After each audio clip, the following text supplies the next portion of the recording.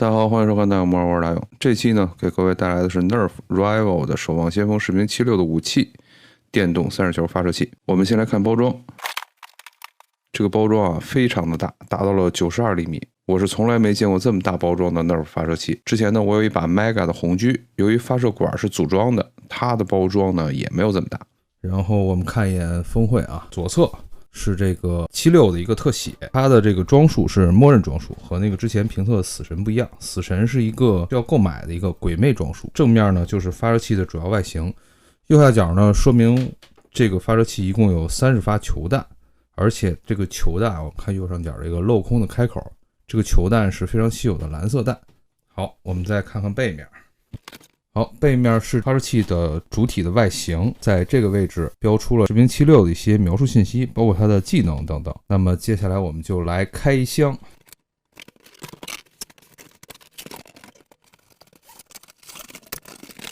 内容物包括2本说明书，一中一英，然后发射器本体和30个蓝色的球弹。之前还有朋友说啊，没见过官方出的蓝色球弹。其实守望先锋系列的每款发射器都使用的是特殊颜色的球弹。比如上次评测的死神发射器用的就是橘红色的球弹，而且所有的守望先锋球弹上都有守望先锋的标，算是非常少见的稀有球。我们先来看这个发射器的主体造型啊，非常还原游戏中的造型，然后主体非常之巨大，这个全长应该也超过了80公分，而且重量非常沉。仔细看的话，还是和游戏中的细节有一些差别。我们先来看前面的发射管的部分。前面发射管基本都是空壳子啊，然后它应该大概在这个位置有两个电机是用来发射的，就好像咱们 Nerf 的其他这个电动发射器一样。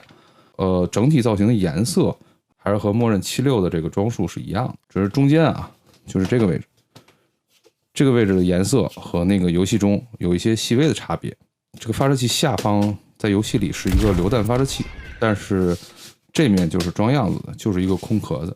如果要改成 Nerf 那种榴弹发射器啊，就是大的那种海绵弹的那种发射器，还是会好玩很多的，但是价格估计又要翻番了。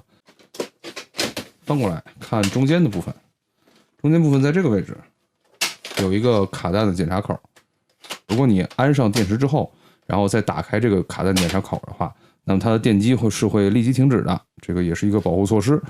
我们从卡弹口看过去的话，这有2个小的飞轮，这个飞轮就是用来发射的发射装置，而且它是这个飞轮是这样纵向排列。中间啊最有意思的地方啊，其实是这个位置，是为了还原游戏，然后做了一个联动装置。在你抠下这个扳机之后，它是会前后移动。然后其实如果你要没对比的话，估计玩家也没有多少知道76这个发射器在这个位置会有一个可以动的部分。然后仔细观察就可以发现，这个地方啊和游戏里还是有差异的。游戏是从前往后动，模拟一个后坐力，但是这个是从后往前动的。可以看到我推过去，它就归位了。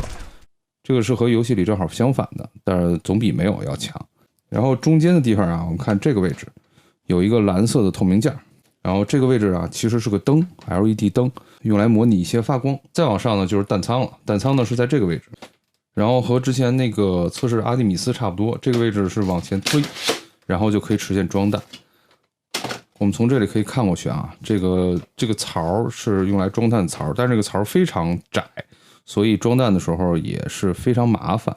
然后这个弹仓的位置啊，也和游戏里不太一样。游戏呢是在这个位置直接打开，然后把弹夹装在这个灰色的这个深灰色这个位置，然后它呢位置是你合上时候弹仓位置差不多，但是你要推开的话，它就往前推了。游戏里是没有这种推开的这种设置。如果从这个弹仓向里面看的话，可以看到里面是有一个传送带，然后这个就是用来把球弹传送到这个发射的2个飞轮的地方，然后从而实现这个全自动的发射。然后这种传送带的方式啊，其实也是有缺点的，就是如果球比较少或者码放不均匀的情况下，就是你摁加速和扳机半天，它也没有把这个球传送到这个发射飞轮上。和那个阿蒂米斯一样啊，装完弹之后我们把前盖合回去，然后它才能开始发射。因为它在这个位置也是有一个压感开关的，如果你没有合回去的话，它是不能正常发射的。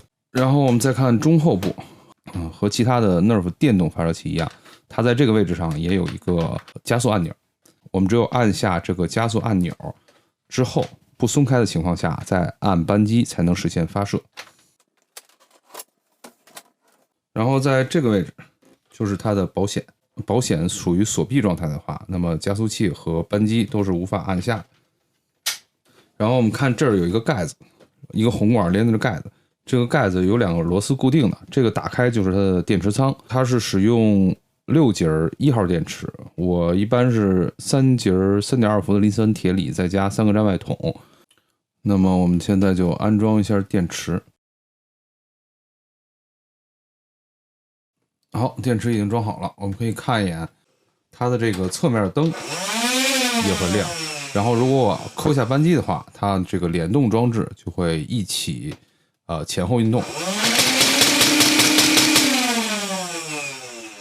然后需要说一下，就是这块啊，这个瞄准器的位置在游戏里是用来显示剩余的弹药量，它永远是蓝色。在游戏里这块的话，如果你不是30发的话，它应该颜色慢慢的由黄变橘变红。然后我们再看发射器的后部。后部的话，这个尖托这个位置啊，是为了完全还原游戏中的造型，所以做的非常短。如果你要是用底尖的这种方式发射的话，会非常别扭，你的手会离肩膀非常近。除非你是用这个76一样的造型，把这个尖托的位置，然后抵在我们的这个2头肌上。而且这个后托啊，给这个握持带来非常大的干扰，你的手腕永远不能和这个发射器的这个纵向这个切面保持一个平行的状态。所以还是比较难受的。总体上，这个发射器的重量非常沉，重量集中在前部。我们可以看到它握持的地方非常靠后。我也不是这个强森啊，也不是州长，也不是史泰龙，所以我单手握持啊，也就坚持个几秒钟。长时间单手握持基本是不可能的。那么接下来我们就看一下这个发射器的发射情况。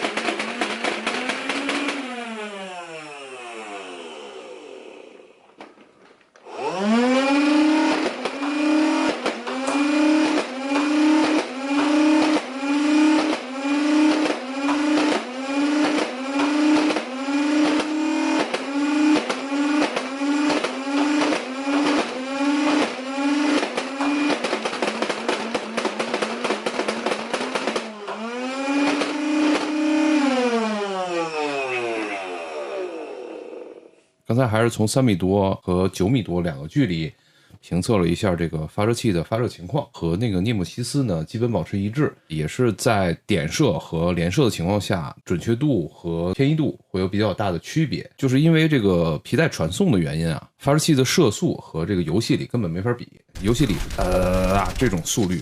然后刚才咱们也看到了，这款发射器就实际表现是应该这个动动动动这种节奏。4锂电呢会比3锂电会射速再快点，但是呢跟游戏里肯定不能相比了。这款发射器在造型、灯光、可动上是非常还原游戏的。可动和灯光的这个功能啊，在国产发射器上还是比较常见的，但是 Nerf 上我从来没有见过，可以说是非常惊艳。如果你是个守望先锋的爱好者，想来点这个守望先锋的周边，这个500左右的价格还是比较推荐的。毕竟这是 Nerf 守望先锋系列唯一一把电动的发射器。如果你是 Nerf 的把玩党啊，想要有一把电动发射器，现在这个涅姆西斯和帕尔塞斯全网新品上千啊，二手都抵600-700的价格，这款其实也可以考虑。但是如果你是这个 Nerf 的下场党啊，这款不太方便携带，然后也不太方便跑动，对空间要求也非常大，所以是不太推荐。好了，那今天的视频就到这儿，谢谢观看，拜拜。豆包，你干嘛呢？你这闻着味儿就去了。